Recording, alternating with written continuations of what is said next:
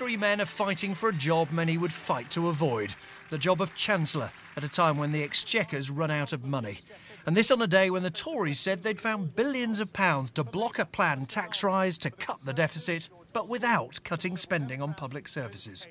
We need to cut wasteful government spending instead of increasing national insurance taxes on hard-working people.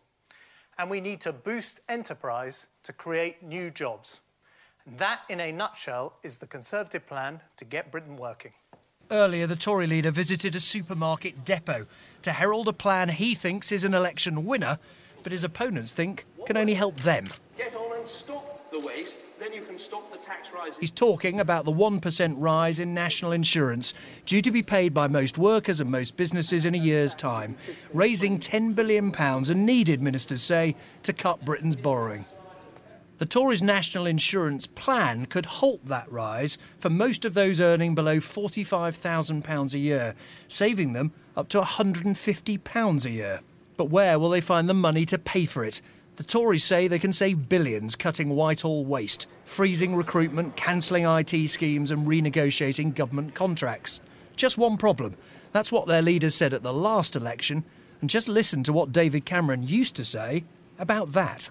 A mixture of debt reduction, spending increase and tax cut, people just didn't believe it for the very good reason that controlling public spending is not about a one-off efficiency drive, it's about a whole new culture of government.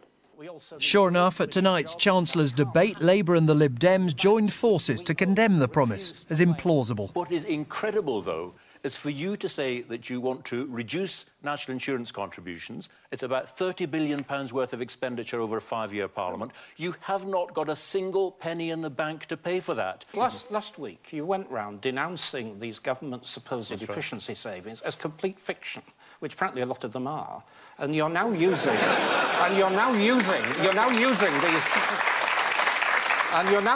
these fictional savings to finance your tax cut. That is utterly incredible. He says he has found all this waste in government. After 13 years of being in office, he's found all this waste, all this money of yours that you pay in taxes that he is wasting. And instead of tackling that waste today, he says, let's wait. Those hoping for a dramatic clash of the economic titans may well have been disappointed. Tonight's debate was largely restrained and polite. But I don't think that 5 more years of their debt and their waste and their taxes is going to be any different from the last 13 years. It is jobs that will make a difference to the opportunities of every single person in this room and people watching this programme. It was Vince Cable who generated the most applause, insisting he did want a change of government, but launching this attack on the Tories. Now they want to have another turn to get their noses in the trough and reward their rich backers.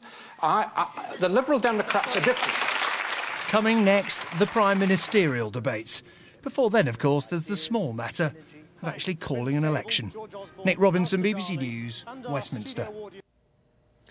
Well, the new Conservative tax-cutting proposal could lead to a significantly tighter squeeze